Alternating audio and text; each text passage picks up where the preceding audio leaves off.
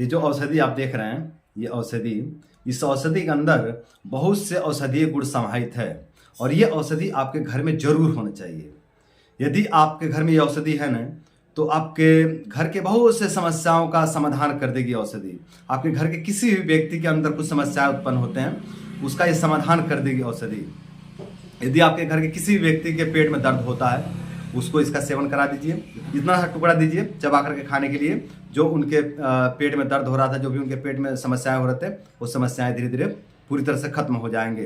यदि किसी की जठराग्नि मंद हो गई है और जठराग्नि मंद होने के कारण भूख नहीं लगता है, बहुत ज़्यादा गैस बनता है पेट में, तो उनको दीजिए चबा करके खाने के लिए। इतना से दीजिए चबा के खाने के लिए।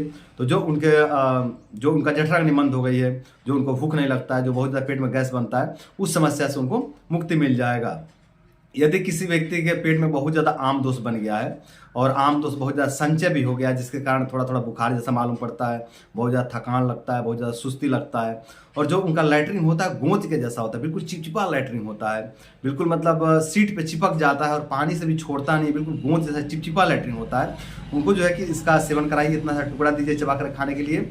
तो जो उनका चिपचिपा लैटरिन हो रहा था, जो बहुत ज़्यादा आम दोष संचय हो गया पेट में, और आम दोष के कारण जो है कि बहुत ज़्यादा थकान लगता है, बहुत ज़्यादा सुस्ती लगता है, जिनको भी इस तरह की समस्या हो रही थी, उनको इस तरह की समस्याओं से मुक्ति मिल जाएगा।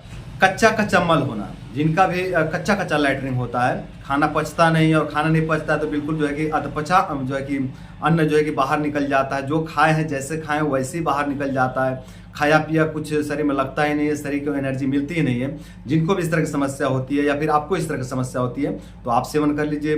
या फिर आपके घर में किसी को इस तरह की समस्या होती है, तो उनका इसका सेवन करा दीजिए, चबा कर खाने के लिए दीजिए। उनका ये समस्या धीरे धीरे पूरी तरह से खत्म हो जाएगा। जिन लोगों का शरीर हमेशा ठंडा बना रहता है, स्पर्श करने पे शीतल मालूम पड़ता है, मतलब जब आप टच करते हैं, हाथ लगाते हो, तो पता चलता है कि शरीर पूरा ठंडा पड़ा हुआ है, जिनको भी इस तरह की समस्या रहती है, उनको ये औषधि दीजिए, चबा करके खाने के लिए कहिए, और ऊपर से थोड़ा सा गुनगुना पानी पीने के लिए कहिए, या फिर नहीं गुनगुना पानी पीते हैं तब भी चलेगा। थोड़ा सा जो है टुकड़ा दीजिए, इतना टुकड़ा दीजिए चबा करके खाने के लिए।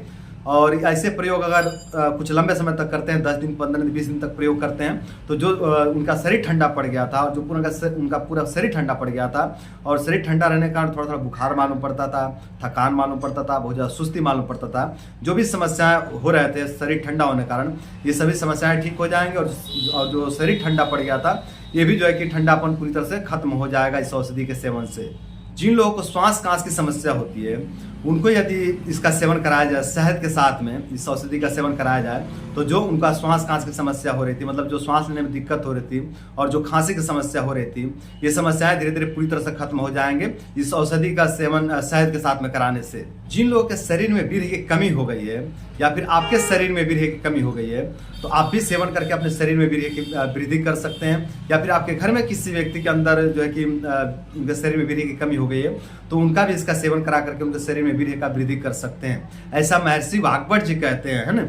तो और ये औषधि, ये पिपली, इसके बहुत सारे बेनिफिट्स हैं। ये जो औषधि देख रहे हैं, ये पिपली है, तो इसका सेवन करा करके आप अपने बहुत से जो कि समस्याओं का समाधान कर सकते हैं। तो इस औषधि को आप अपने घर में जरूर रखें।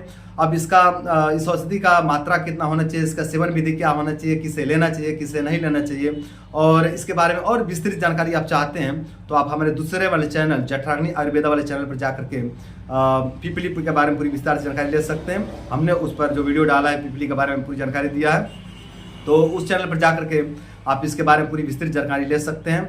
उस वीडियो का लिंक हम इस वीडियो का डिस्क्रिप्शन बॉक्स में भी डाल देते हैं, तो वहाँ पर जाकर के आप इसके बारे में पूरी विस्तृत जानकारी ले सकते हैं, और इसका सही ढंग से प्रयोग करके आप अपने बहुत सारे समस्याओं का समाधान कर सकते हैं।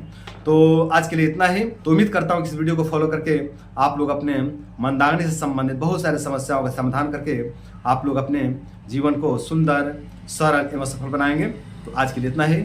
नमस्कार।